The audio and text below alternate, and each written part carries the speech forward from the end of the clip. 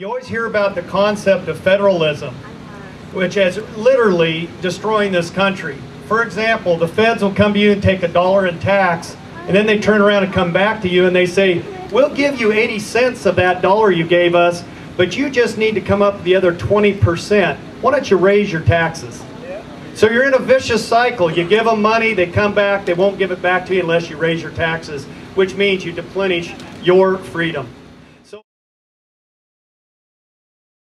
and we can complain about things at the upper levels, at the congressional level and the national level, but you know what? It starts here with us. It starts at your local school boards, starts at your city council, it starts at your board of supervisors right here. That's where action needs to take place.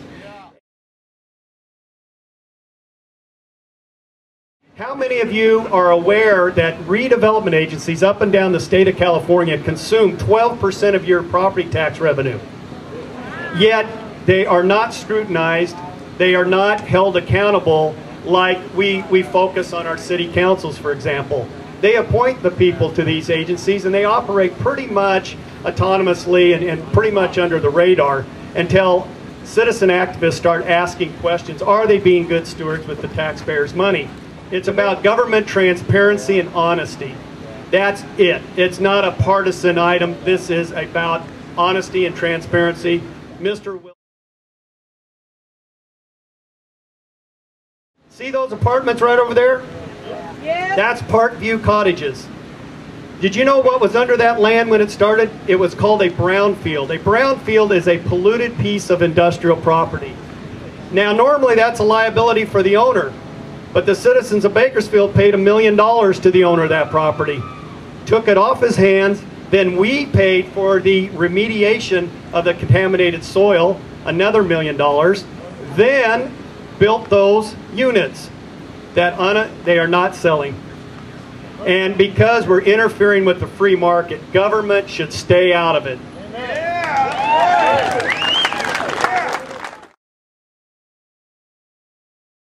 But do you know what that cost? $16 million.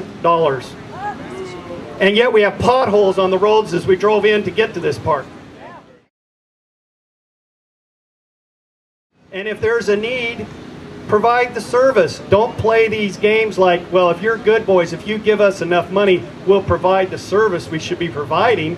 That's not how the game should work. Yeah, we got to basically be extorted for them to provide a service. That is wrong. So folks, how about eliminating some building fees to encourage the private sector to come down into areas like this to build? It isn't rocket science, folks. It isn't that hard. But you know what you cut out of the loop when you do that? You cut out the Newport Beach consultants. You cut out the law firms that underwrite these bonds. And you cut out a lot of the engineering firms that come in from out of area. It's a good old boy network, par none.